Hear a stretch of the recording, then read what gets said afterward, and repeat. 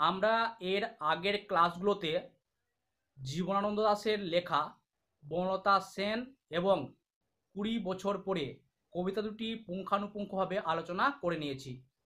তোমরা যদি কেউ ক্লাস দুটি না করে থাকো তাহলে ডেসক্রিপশন বক্সে দেওয়া লিঙ্কে ক্লিক করে ক্লাস দুটো করে নিতে পারো। আজ আমরা বনলতা সেন কাব্যগ্রন্থের তৃতীয় কবিতা হাওয়ার রাত আলোচনা করব।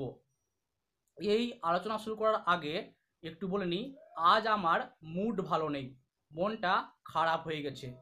এই মন খারাপ হওয়ার কারণটা তোমাদের সামনে বললে হয়তো আমার মনটা একটু হালকা হয়ে যাবে, মনে হচ্ছে এরকম। তাই একটু সংক্ষেপে বলেই নি কি হলো আমার সাথে। আগামী কয়েকদিনের মধ্যে একটা নামকরা পাবলিক স্কুলে ইন্টারভিউ দিতে যাব বলে আমি ড্রেস বা ফর্মাল ড্রেসগুলো ঠিকঠাক করছিলাম। দেখছি আমার চামড়ার জুতোটার কালারটা একটু ফ্যাকাশে হয়ে গেছে। তো সেটা নিয়ে আমি স্ট্যান্ডে গেলাম এবং মুচির কাছ থেকে সেটা পালিশ করিয়ে নিয়ে আসলাম। এখন বেশ চকচকে আছে। রাত্রে ঘুমিয়েছি খুব নিশ্চিন্তে যে ড্রেস রেডি হয়ে গেছে। এবার রাত্রে হঠাৎ করে আমার ঘুম ভেঙে যায়। কেন? এমন এক স্বপ্ন দেখলাম যে স্বপ্ন দেখে আমার ভয় পেয়ে গেল।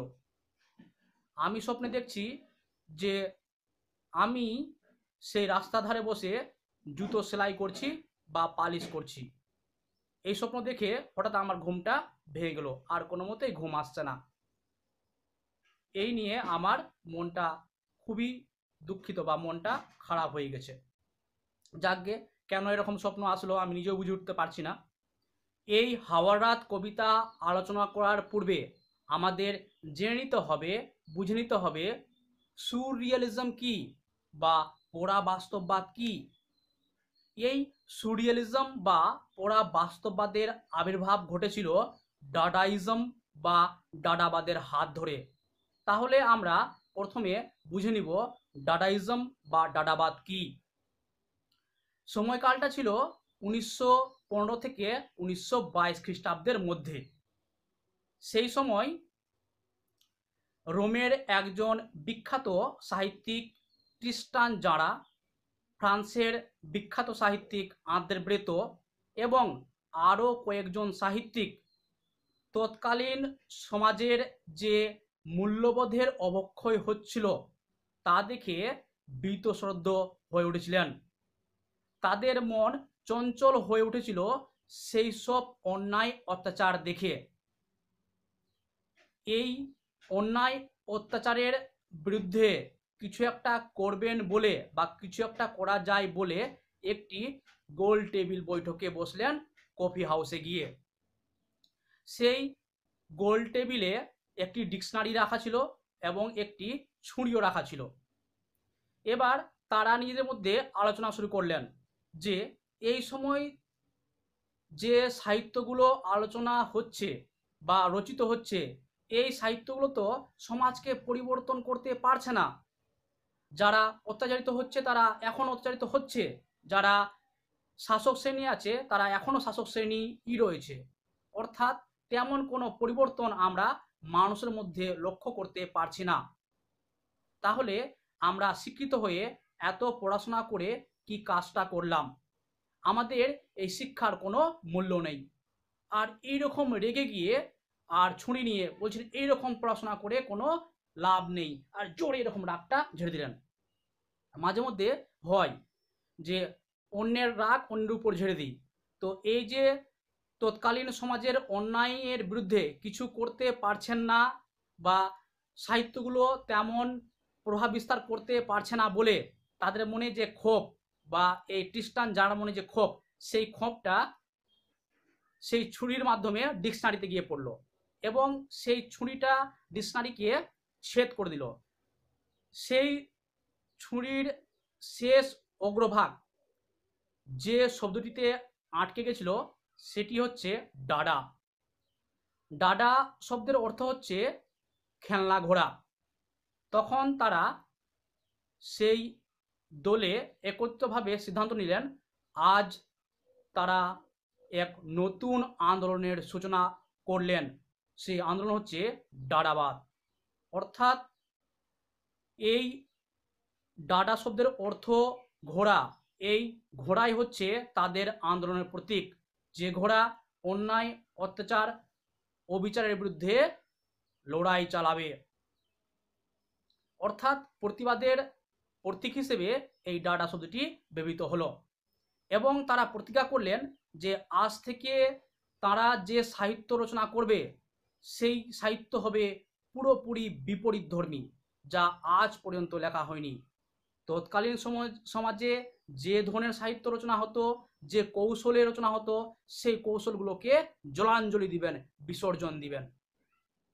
তারা এমন করলেন যে একটি কবিতা নিলেন এবং কবিতাকে টুকরো টুকরো করে কাট করলেন, মানে কেটে দিলেন কাঁচি দিয়ে, এবং জারে ভরে একবার ঝাঁকিয়ে নিলেন। ঝাঁকিয়ে নিয়ে আবার সেই কবিতার অংশগুলো বের করলেন এবং সাজালেন, এবং যে সাজিয়ে যেটা অবয়ব বা গঠনটা পেলেন সেটাই তাদের কবিতা। অর্থাৎ এখান থেকে কি বুঝলাম আমরা, যে যেরকম কবিতা এর আগে লেখা হয়েছিল পুরোপুরি তাকে অতিক্রম করে নতুন এক ধরনের সাহিত্য রচনা করবেন। কিন্তু এই ডাডাইজম বা ডাডাবাদের আদলে যে কবিতাগুলো, গল্পগুলো, নাটকগুলো লেখা হলো সেগুলো কিন্তু তেমন প্রভাব বিস্তার করতে পারলো না। অর্থাৎ কিছু বছর এগিয়ে যাওয়ার পর সেটি অবল্যাক্রমে বলো বা আস্তে আস্তে সেগুলো সমাজ থেকে বাদ পড়ে গেল বা তেমন প্রভাব বিস্তার করতে পারলো না। তখন আঁদ্রে ব্রেতো এক নতুন সাহিত্য ধারার প্রচলন করলেন। সেটা কিরকম? সেই ডাডাইজমের মতোই, অর্থাৎ নতুন চিন্তা ভাবনা, যেগুলো আজ পর্যন্ত কেউ ভাবেইনি, কল্পনাও করেনি, এমন সব সাহিত্য রচনা করবেন। সেটার নাম হচ্ছে সুররিয়ালিজম বা ওরা বাস্তববাদ। সেই সালটা ছিল 1925 সাল। অর্থাৎ 1925-এর পর থেকে তিনি এই সুররিয়ালিজমের সূত্রপাত করলেন এবং তার হাত ধরেই দেশ বিদেশে ছড়িয়ে পড়লো এই সুররিয়ালিজম। তাহলে আমরা এখন জানবো যে সুররিয়ালিজম কাকে বলে। সুররিয়ালিজম হলো অবচেতন মন থেকে উঠে আসা এমন সব চিন্তাধারার রূপায়ণ যা সকল প্রকার যুক্তিতর্ক, বুদ্ধি বা প্রথাবদ্ধ নান্দনিক নৈতিকতা থেকে সম্পূর্ণ মুক্ত। এ হলো মানব মনের বিশুদ্ধ সংক্রিয়া, যেখানে স্বপ্ন ও বাস্তব, ধ্যান ও কর্ম, সত্য ও সত্য মিলেমিশে একাকার হয়ে প্রতীক রূপে নতুন এক কাব্যজগৎ গড়ে তোলে। তাহলে সুররিয়ালিজমের এই সংজ্ঞা থেকে আমরা বুঝলাম যে আমাদের অবচেতন মন থেকে যেসব উদ্ভট কল্পনা উঠে আসে সেই নিয়ে যে সাহিত্য রচনা, সেই ধরনের সাহিত্য রচনাকে সুররিয়ালিজম বলা যায় বা সুররিয়ালিজমের ভিত্তি বলা যায়। একটি উদাহরণ দিলে বিষয়টি আরও স্পষ্ট হয়ে উঠবে। এই ক্লাসের শুরুতেই বলেছিলাম আমার মন ভালো নেই। কেন মন ভালো নেই? এমন স্বপ্ন দেখেছি যে স্বপ্ন আমার যে দৈনন্দিন ক্রিয়াকলাপ তার সঙ্গে মানানসই হচ্ছে না। আমি উচ্চশিক্ষিত হয়েও কি করে সেই মুচির কাজটা করতে পারি? কোনো সম্ভাবনাই নেই। তবুও আমি সেই রকম স্বপ্ন দেখলাম, কারণ আমার অবচেতন মন সেই রকম ভেবে নিয়েছে, সেই রকম ছবি আমার মধ্যে তৈরি করে নিয়েছে। তো এটা গেল নেগেটিভ পয়েন্ট বা নেগেটিভ দৃষ্টিভঙ্গিতে উদাহরণ। আমরা একটি পজিটিভ দৃষ্টিভঙ্গিতে দেখব সুররিয়ালিজমের উদাহরণ। ধরে নাও আমি কোনো একজন স্যারের কাছে টিউশন পড়ছি, প্রায় 25-30 জন স্টুডেন্ট। তাদের মধ্যে আমি হচ্ছি 1 নম্বর, খুব সুন্দর পড়াশোনা করতে পারি এবং আমার স্যার আমার প্রায় প্রশংসা করেন। হঠাৎ করে একদিন শোনা গেল মাস্টার মশাই অসুস্থ রয়েছেন, ক্লাস করতে পারবেন না বা টিউশন চলবে না। সেদিন রাত্রে ঘুমিয়ে আছি আর ঘুমের ঘোরে আমি স্বপ্ন দেখছি যে মাস্টারমশাই সেই টিউশনের ভারটা আমার হাতে দিয়ে দিয়েছেন এবং বলেছেন যে আজ থেকে জীবন তোমাদের ক্লাস নেবে। এটা হচ্ছে সুরিয়ালিজম, যেটা সম্ভব নয়, যেটা আমরা বাস্তবে সম্ভব নয়, কিন্তু মনের গহনে সেটা সম্ভব। যে কাজটা আমরা বাস্তবে করতে পারি না, বাস্তবে করার সম্ভাবনা নেই বললেই চলে, বা সেরকম আমরা কোনোদিন ভাবিও না, সেই রকম ভাবনা আমাদের অবচেতন মন থেকে উঠে আসে। আর এই অবচেতন মন থেকে এইরকম উঠে আসা কাহিনীগুলোই হচ্ছে সুরিয়ালিজমের ভিত্তি বা সুরিয়ালিজমের রসদ। অর্থাৎ বাস্তবে যেটা করতে পারছি না, স্বপ্নের মাধ্যমে সেগুলো করতে পারাটাই হচ্ছে সুরিয়ালিজম। আমাদের এই জীবনানন্দ দাশের বিভিন্ন কবিতায় সুচেতনা, বোধ, হাওয়ার রাত, ঘাস কবিতায় এইরকম সুরিয়ালিজমের বিভিন্ন দৃষ্টান্ত দেখতে পাবো। একটু যৌনতা নিয়ে বলছি, বলেই নি একটু। ধরে নাও আমার এক বন্ধুর বিয়ে লেগেছে এবং সে বিয়েতে আমাকে ইনভাইট করেছে। আমি ভালো ড্রেস পরে গেছি, গিফট নিয়ে গেছি। বন্ধু এবং বন্ধুর সঙ্গে সাক্ষাৎ হলো।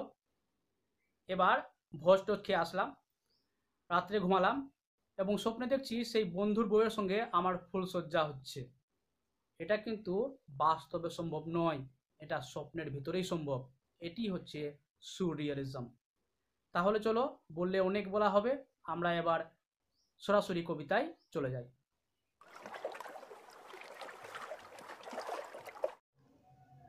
জীবনানন্দ দাশের বনলতা সেন কাব্যগ্রন্থের তৃতীয় কবিতা হলো হাওয়ার রাত।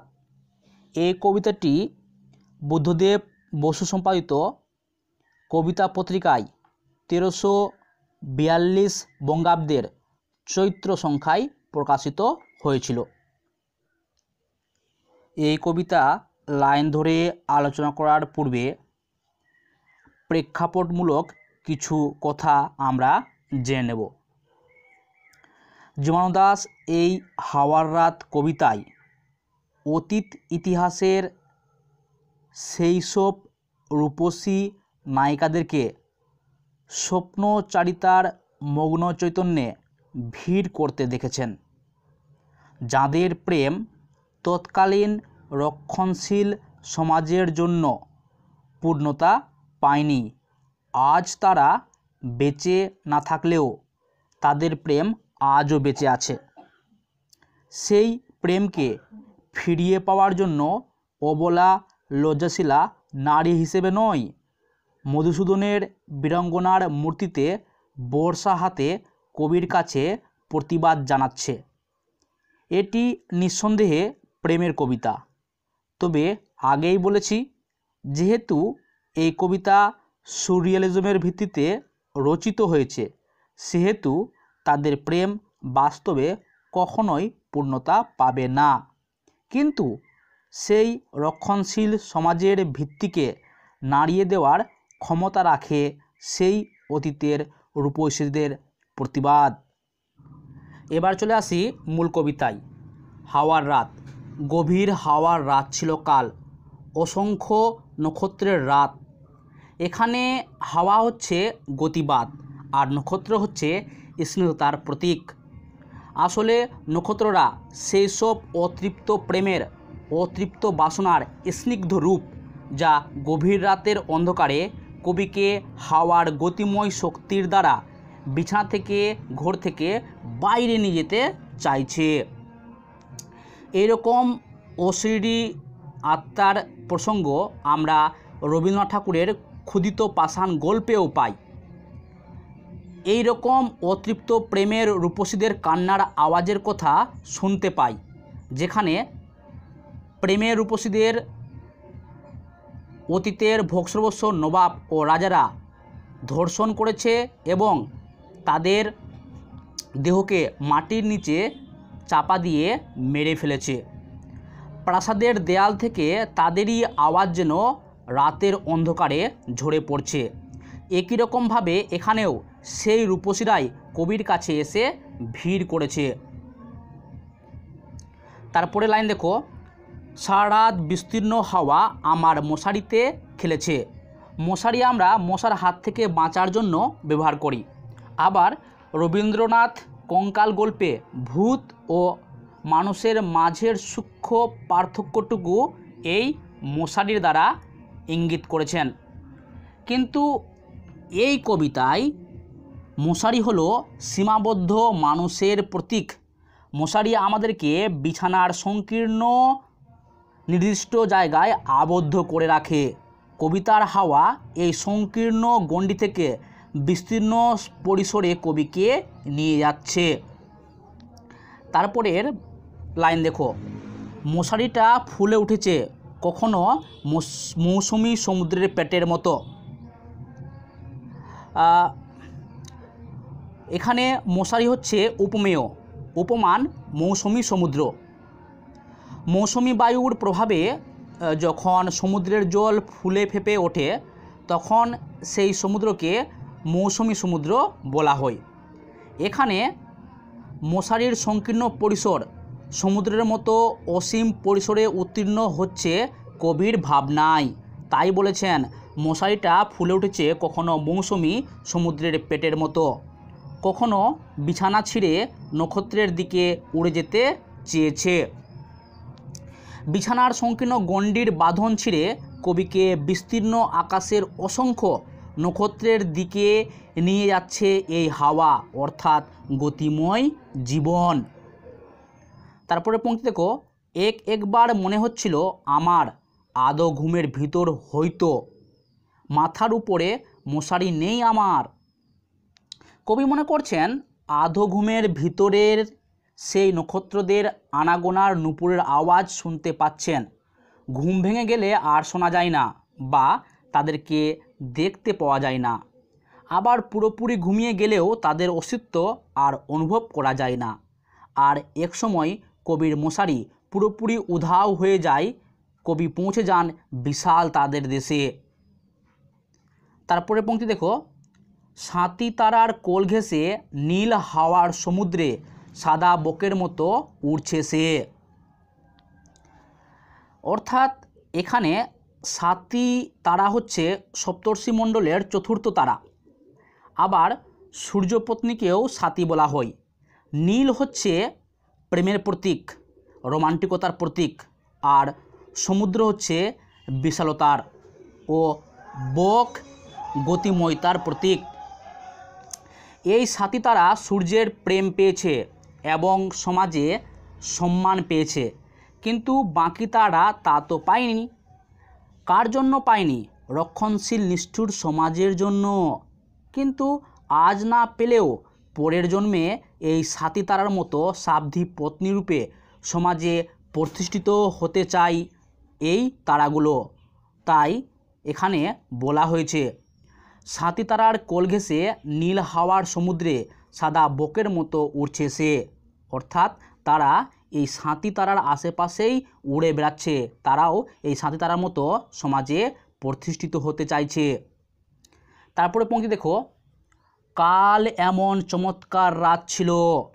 অর্থাৎ কবির এই অবচেতন মনের স্বপ্নচারিতার ভিতর দিয়ে দেখা দৃশ্য কবির কাছে আনন্দ ঘন, তাই কবি রাতকে চমৎকার বলেছেন। চলে আসছি আমরা দ্বিতীয় স্তবকে।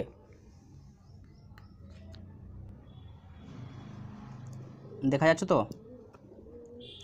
সমস্ত মৃত নক্ষত্রেরা কাল জেগে উঠেছিল, আকাশে এক তিল ফাঁক ছিল না। নক্ষত্র কখনো মরে?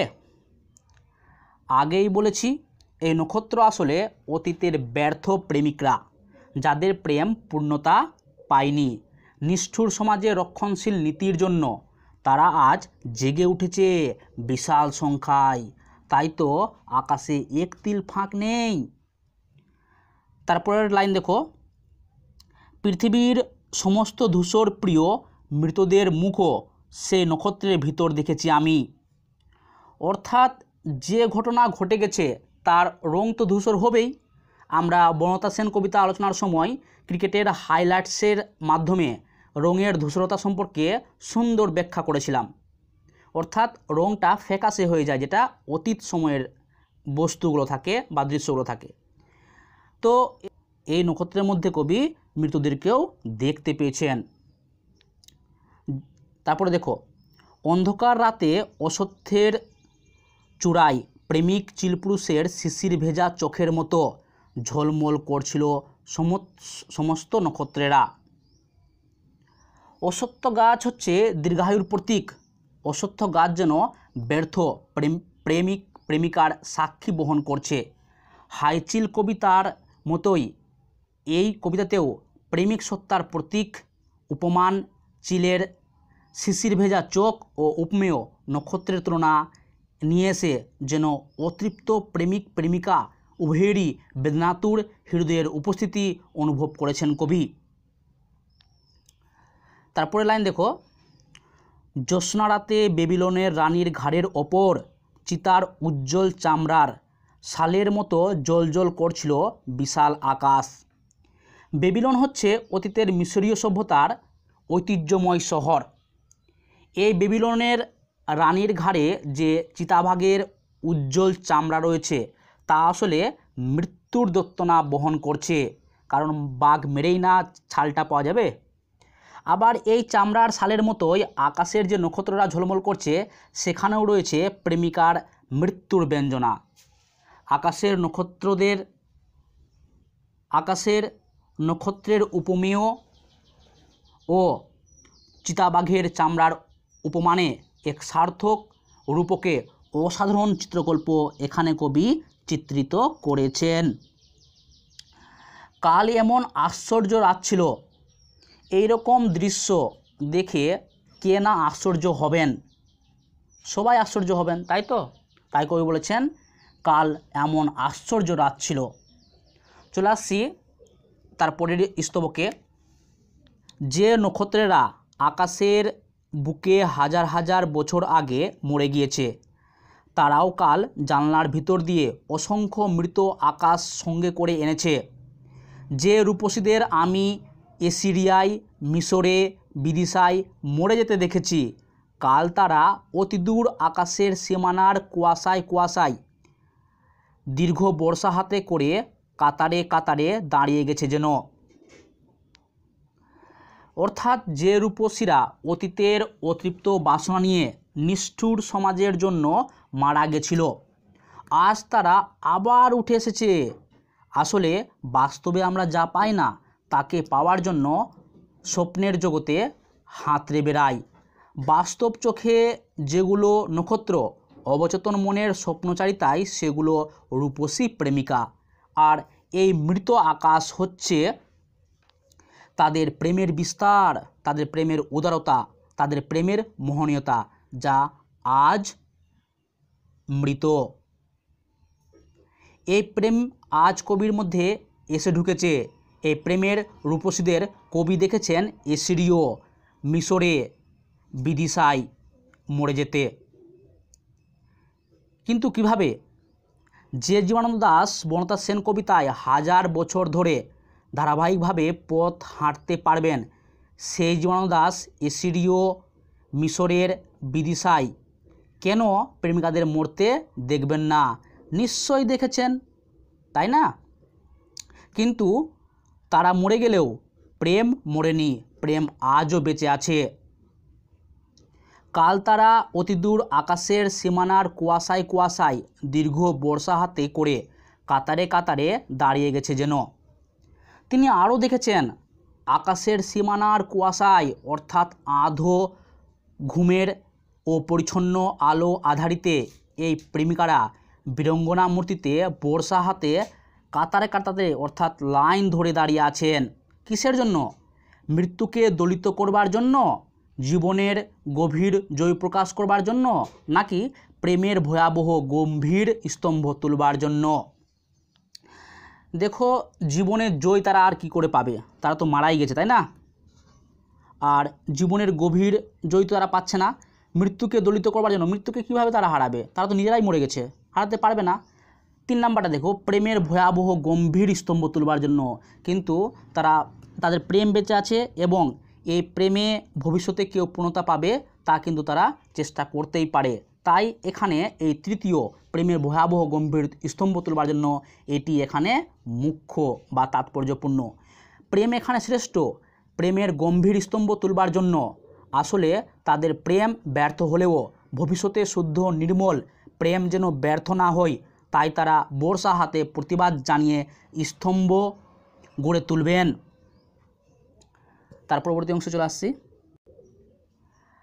আড়ষ্ট অভিভূত হয়ে গেছি আমি। আড়ষ্ট অর্থাৎ অসাড় বা অবশ হয়ে গেছেন কবি, অভিভূত হয়ে গেছেন। কাল রাতের প্রবল নীল অত্যাচার আমাকে ছিঁড়ে ফেলেছে যেন। নীল অত্যাচার মানে নীল অত্যাচার অর্থাৎ প্রেম তাকে সংকীর্ণ গণ্ডি থেকে বৃহৎ পরিসরে টেনে আনছে, কিন্তু কবি বেরোতে চান না বা মুক্ত হতে চান না। এখানে ব্যক্তি জীবনানন্দ চান না মশারি থেকে বের হতে, কিন্তু নক্ষত্ররা তাকে ছিঁড়ে বের করছে। এখানে যেন আমি ও আমার সূক্ষ্ম ব্যবধানে এক প্রকার অন্তর্দ্বন্দ্ব বেঁধেছে। আকাশের বিরামহীন বিস্তীর্ণ ডানার ভিতর পৃথিবী কীটের মতো মুছে গিয়েছে কাল। অর্থাৎ শেষ পর্যন্ত নীল অত্যাচারে দগ্ধ হয়ে যখন কবি মন আকাশের বিস্তীর্ণ ডানায় ভর করলেন, তখন পৃথিবীকে কীটের মতো মুছে যেতে দেখলেন। আসলে সমাজের নিয়মকানুন সময়ের সাথে সাথে পরিবর্তন হয়, এক সময় মুছেও যায়, কিন্তু প্রেম থাকে, আর প্রেমের সামনে পৃথিবীর সব কিছু তুচ্ছ কীটতুল্য। তাই প্রেম কীটের মতো মুছে যায় না, প্রেম বিরোধী মানুষেরা মুছে যায়, কিন্তু প্রেম অমর থাকে। আর উত্তুঙ্গ বাতাস এসেছে আকাশের বুক থেকে নেমে আমার জানালার ভিতর দিয়ে সাঁই সাঁই করে। উত্তুঙ্গ শব্দের অর্থ উচ্চ।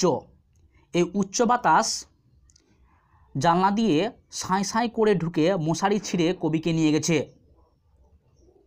সিংহের হুঙ্কারে উৎক্ষিপ্ত হরিৎ প্রান্তরের অজস্র জেব্রার মতো।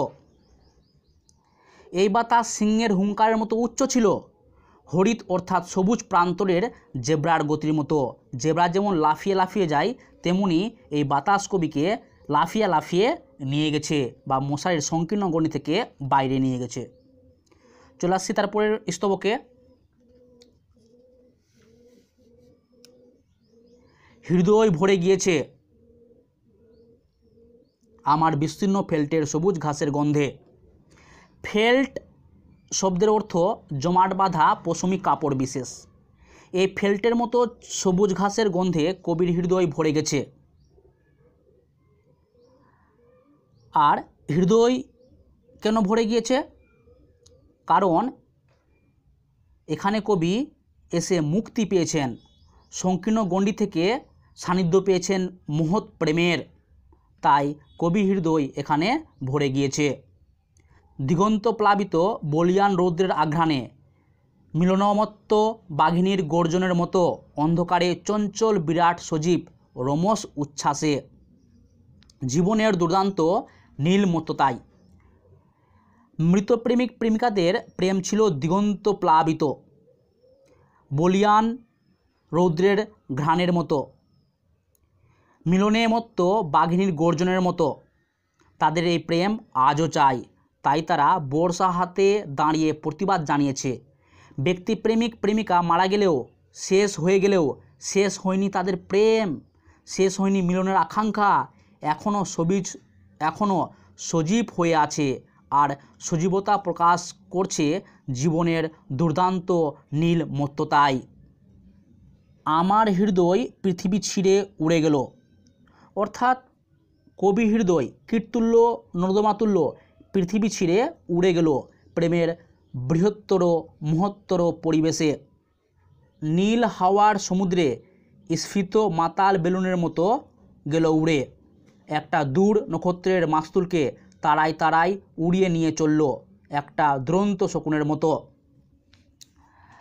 সমাজের সংকীর্ণ গণ্ডি পেরিয়ে কবি হৃদয় নীল অর্থাৎ প্রেমের হাওয়ায় সমুদ্রের মতো বিস্তীর্ণ ক্ষেত্রে ঠিক মাতাল বেলুনের মতো উড়ে গেল। একটা দূর নক্ষত্রের মাস্তুলকে তারায় তারায় উড়িয়ে নিয়ে চলল একটা দুরন্ত শকুনের মতো।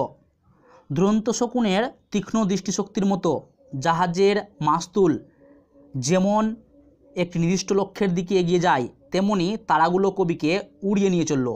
কিন্তু বাস্তবে এগুলোর কোনো অস্তিত্ব ছিল না, ছিল শুধু মগ্ন চৈতন্যের আবেশ, অর্থাৎ সুরিয়ালিজমের ভিত্তিতে প্রেমের প্রতিষ্ঠাতা, প্রেমের জয়গান। অর্থাৎ কবি স্বপ্নচারিতার মধ্য দিয়েই এই ঘটনাগুলো লক্ষ্য করেছেন বা স্বপ্নের মধ্য দিয়ে এই দৃশ্যগুলো দেখতে পেয়েছেন, যেখানে প্রেমই মুখ্য, প্রেমই প্রাধান্য লাভ করেছে এবং অমরতা লাভ করেছে। আশা করি কবিতাটি বোঝা গেছে।